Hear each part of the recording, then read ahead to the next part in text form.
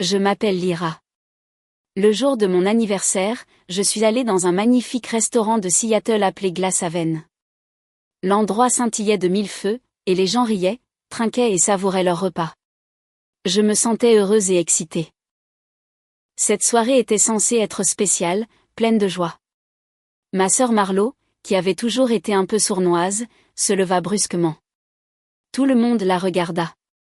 Elle posa la main sur son petit ventre naissant et dit quelque chose qui fit s'arrêter mon cœur.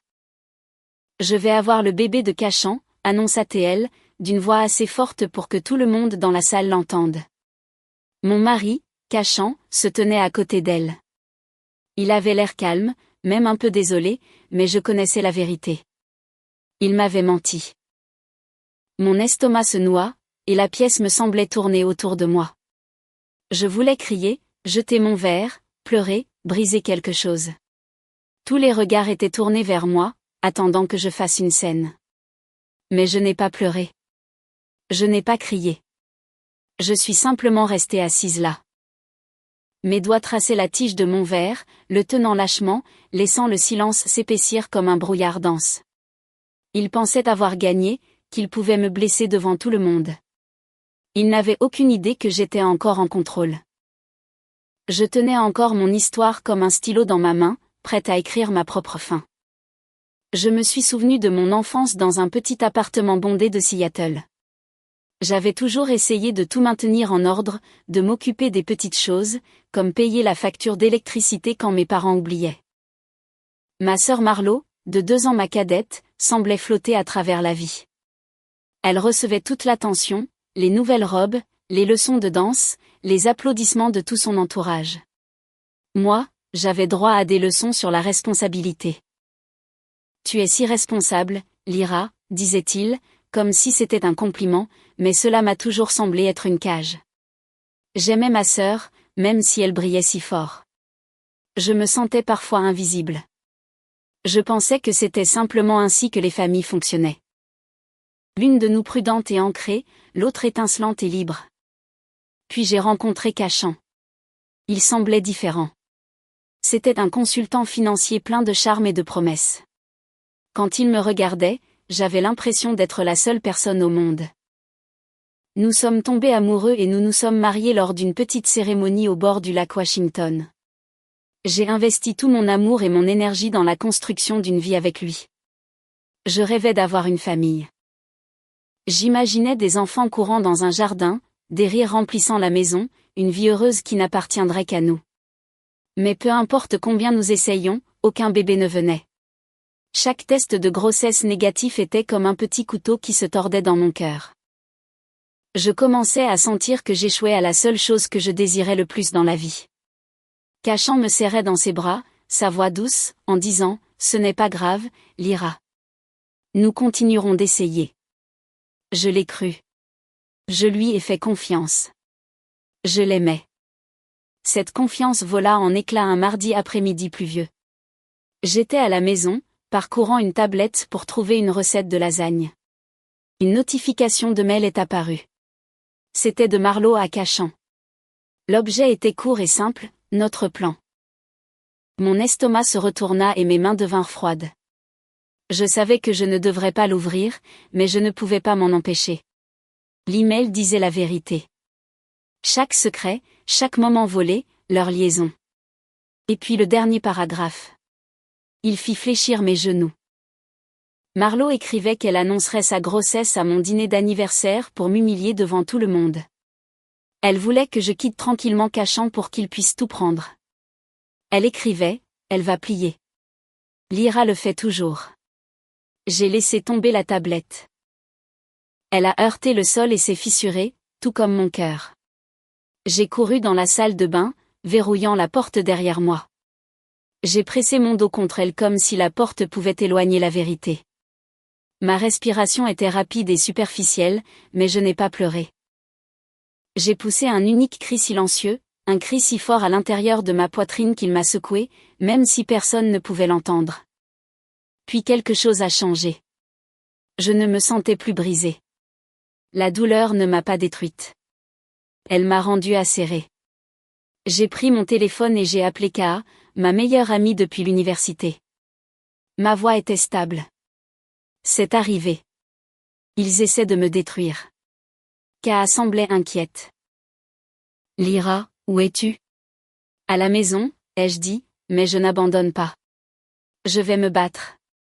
Je ne tomberai pas sans combattre. Les semaines qui ont suivi cet email sont passées comme dans un brouillard. J'étais en colère, mais j'étais aussi concentrée.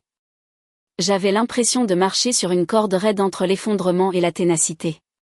Ka est venue à mon appartement ce soir-là. Ses cheveux bouclés et sombres rebondissaient alors qu'elle entrait. Nous avons besoin d'un plan, dit-elle en faisant les 100 pas.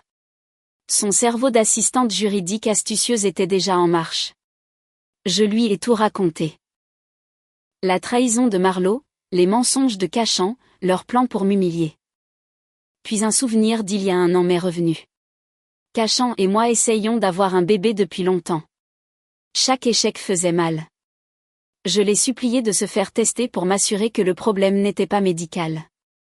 Il a résisté pendant des mois. Finalement, il a accepté. Il est allé seul à la cascade clinique. Je me souviens qu'il est rentré à la maison les yeux rouges et m'a tenu dans ses bras pendant que je sanglotais. Il a murmuré, « Ce n'est pas moi, Lyra. Le médecin dit que je vais bien. Ça doit être toi. » Pendant un an, j'ai cru que j'étais celle qui était brisée. Que mon corps avait échoué. Chaque test, chaque visite chez le médecin, chaque résultat négatif, je me blâmais. Pendant ce temps, Cachan agissait comme le mari parfait, me tenant la main et promettant que nous allions surmonter cela. Ce mensonge était cruel. Je ne pouvais plus l'ignorer maintenant. J'ai dit à Ka, j'ai besoin de la vérité de la cascade clinique. J'ai besoin des résultats des tests de Cachan d'il y a un an. Ka fronça les sourcils. Lyra, c'est protégé par les lois sur la vie privée. Ce n'est pas facile à obtenir. Je suis sa femme. Il doit y avoir un moyen, ai-je dit, les mains tremblantes de détermination. Ka a hoché la tête. Donne-moi quelques jours. Je trouverai un moyen. 2 semaines plus tard, après un travail acharné, des appels et des manœuvres habiles, un email est arrivé avec une pièce jointe en PDF. Mon cœur s'est emballé. Je l'ai ouvert lentement. Le rapport disait, Cachan a une motilité des spermatozoïdes nulle. Il était stérile. Il ne pourrait jamais avoir d'enfant. Les mots m'ont frappé comme un coup de poing. Cachan ne m'avait pas seulement trompé. Il m'avait laissé souffrir pendant un an, croyant que c'était de ma faute si nous ne pouvions pas avoir d'enfant. Mes mains tremblaient, mais pas de tristesse, de fureur. S'il pouvait mentir à ce sujet, quoi d'autre avait-il caché? Je me suis souvenu de son histoire sur les visites à la clinique et les consultations de spécialistes. J'ai consulté nos relevés bancaires de ce mois-là. Il n'y avait aucun paiement à la cascade clinique. À la place, il y avait un retrait en espèces de $20 000 qui n'avait aucun sens. Il ne s'agissait pas seulement d'une liaison. C'était plus grand et plus sombre. Le lendemain matin, je suis allé voir Monsieur Gideon, un détective privé. Son bureau était en désordre, mais il semblait calme et vif, comme un bibliothécaire. La liaison ne m'intéresse pas, lui ai-je dit en faisant glisser un dossier sur son bureau. Je veux que vous suiviez l'argent. Découvrez où sont allés les $20 000 et tout ce qui ne colle pas, il a hoché la tête. Je vous trouverai des réponses, Miss Lyra. En sortant sous la pluie de Seattle, mon manteau trempé, j'ai senti une nouvelle étincelle en moi. Pas seulement de la colère, mais du pouvoir. Cachan et Marlowe pensaient pouvoir me briser, mais ils m'avaient sous-estimé. 2 semaines plus tard, Monsieur Gideon m'a envoyé un rapport.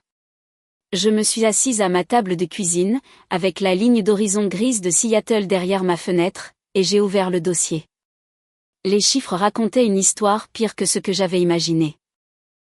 Cachan avait ouvert un compte secret, envoyant de l'argent à Marlowe pour le loyer, sa voiture et les sacs de créateurs qu'elle aimait exhiber. Mais le pire, c'est que $200 000 avaient été prélevés sur le compte de l'entreprise de Cachan. L'argent, détourné de sa société, avait été envoyé pour une maison à Tacoma au nom de ma mère. Ma propre mère, qui avait toujours choisi Marlowe plutôt que moi, faisait partie de leur plan. Ce n'était pas seulement une trahison. C'était une conspiration, un plan calculé pour tout me prendre. Mon cœur s'est emballé, mais cette fois avec résolution. J'ai appelé Kaa. Ma voix tremblait, mais elle était forte. Ils ne se contentent pas de prendre mon mariage. Ils essaient de voler ma vie. Kaa était à mon appartement dans l'heure. Elle a ouvert son ordinateur portable, prête à m'aider à assembler les pièces du puzzle. Nous avons passé des heures à relier les points, à examiner les relevés bancaires, les emails et la piste de mensonges que Cachan et Marlowe avaient laissés. Chaque détail me rendait plus forte. Je n'étais plus la sœur fragile qui avait toujours été négligée. J'avais maintenu tout en ordre toute ma vie. Et maintenant, j'allais reprendre ce qui m'appartenait. Pendant les jours suivants, j'ai tout planifié avec soin.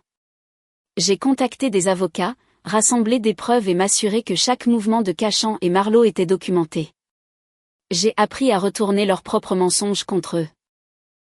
La trahison qui m'avait autrefois fait sentir faible était devenue mon arme. Je ne les laisserai pas m'humilier ou me voler ma vie. Je me battrai et je gagnerai. J'ai repensé à mon enfance.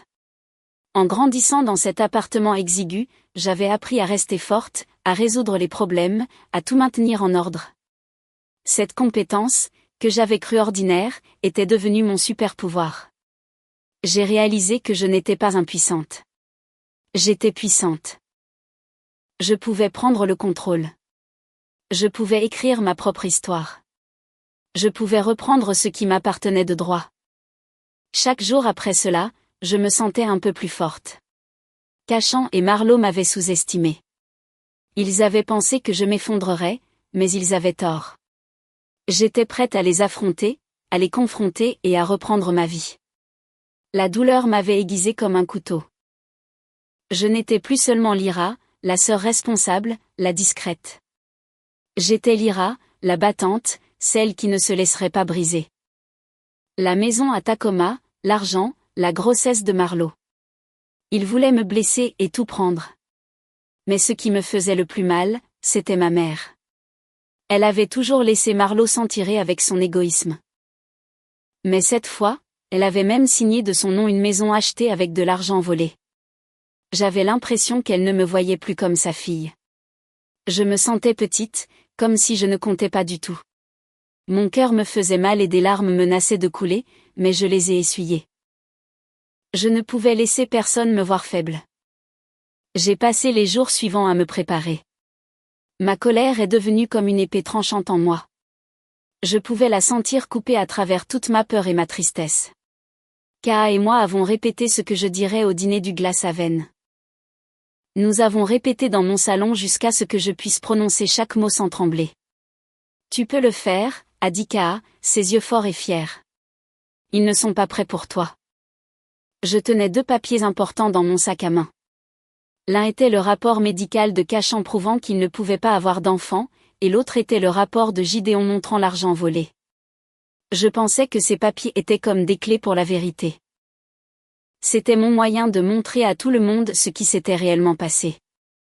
La veille du dîner, je me tenais sur mon balcon à Seattle. Les lumières de la ville scintillaient comme de minuscules étoiles sur l'eau en contrebas.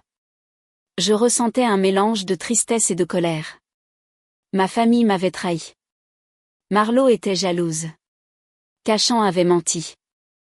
Et ma mère avait laissé tout cela se produire. Mais je sentais aussi quelque chose de nouveau. Je me sentais forte. Pour la première fois, j'ai réalisé que je pouvais riposter sans blesser personne. J'avais toujours été celle qui réparait les choses pour les autres. Il était maintenant temps de réparer cela pour moi-même. Je ne crierai pas.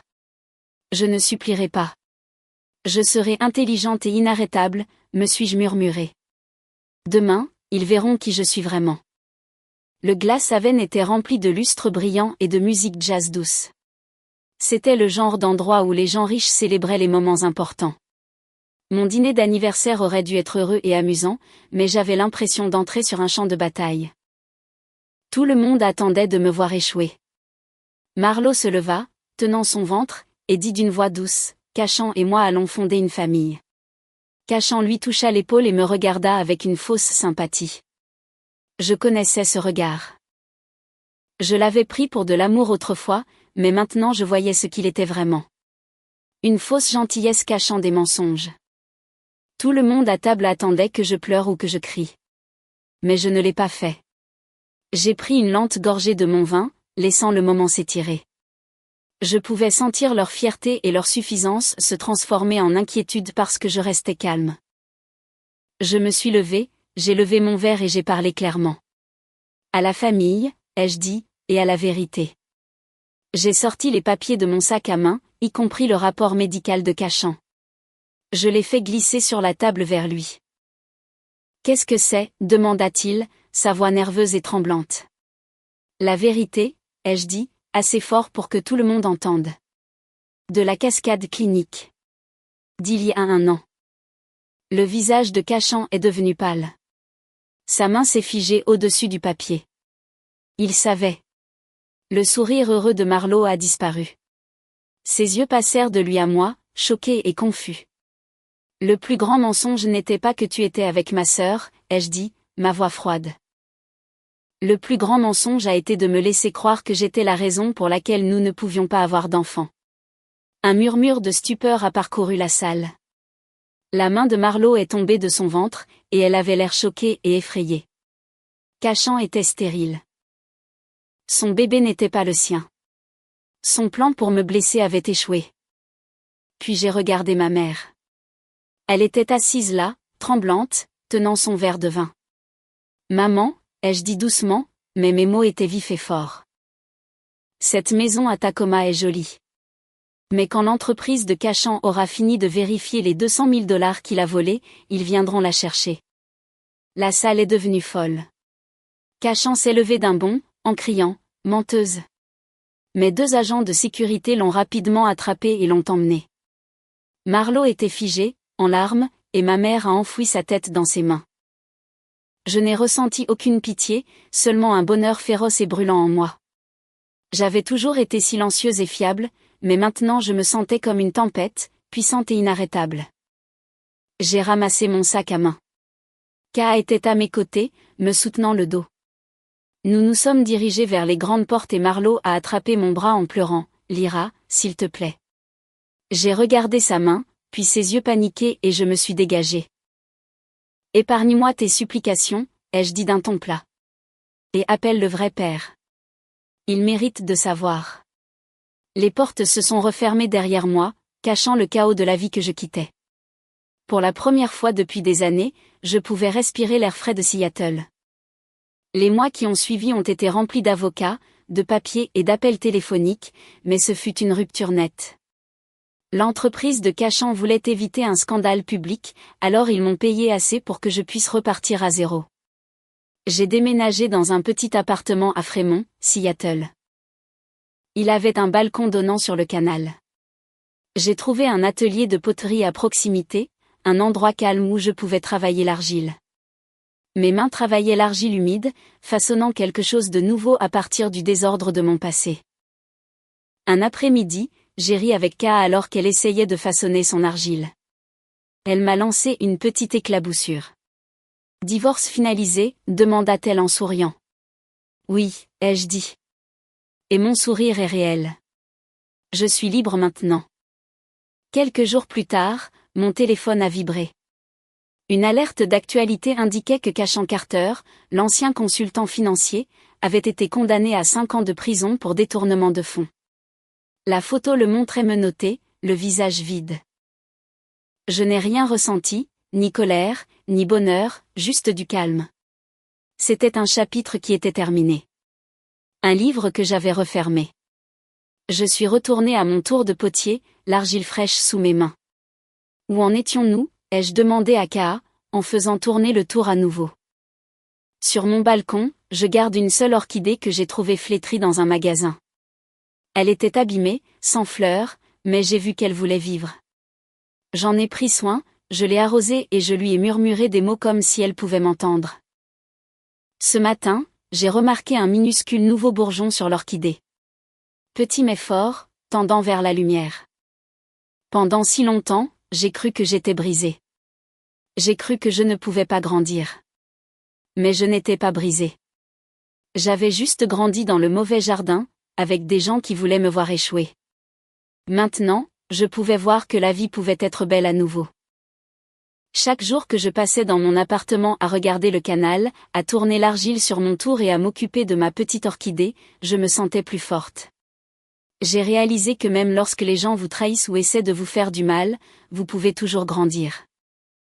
Vous pouvez toujours fleurir si vous prenez soin de vous. Vous êtes resté avec moi à travers la trahison, la colère, la tristesse et le lent et difficile travail de reconstruction de ma vie. Vous m'avez vu passer de blessée et petite à forte et fière. Et comme ma petite orchidée, je tends vers la lumière, prête à m'épanouir, peu importe ce que le passé a tenté de me prendre. J'ai appris que parfois, les personnes qui sont censées vous aimer le plus peuvent vous blesser. Mais vous pouvez toujours être courageux. Vous pouvez toujours vous défendre. Vous pouvez toujours créer quelque chose de beau à partir des morceaux brisés. La vie est comme de l'argile entre vos mains. Vous pouvez la façonner, la modeler et en faire quelque chose d'incroyable. Et c'est exactement ce que je fais. Chaque jour, je fais tourner le tour de potier et je sens l'argile bouger sous mes mains. Cela me rappelle que je suis vivante, que je suis forte et que je peux créer de nouveaux commencements. Même si le passé a été douloureux, j'ai le pouvoir de rendre aujourd'hui et demain meilleur. J'arrose ma petite orchidée et je la vois grandir. Je prends soin de moi et de mon bonheur. Et lentement, j'apprends à faire de nouveau confiance au monde, un petit pas courageux à la fois. Et maintenant, chaque fois que je regarde ce bourgeon d'orchidée, je me souviens de quelque chose d'important. Je ne suis pas brisée. Je ne suis pas faible. J'étais juste plantée dans le mauvais jardin, entourée de gens qui voulaient me voir flétrir. Mais maintenant, je grandis. Je m'épanouis. Et rien, ni les mensonges, ni la trahison, ni l'argent volé, ni les faux sourires, ne peut m'empêcher de devenir la personne que j'ai toujours été destinée à être.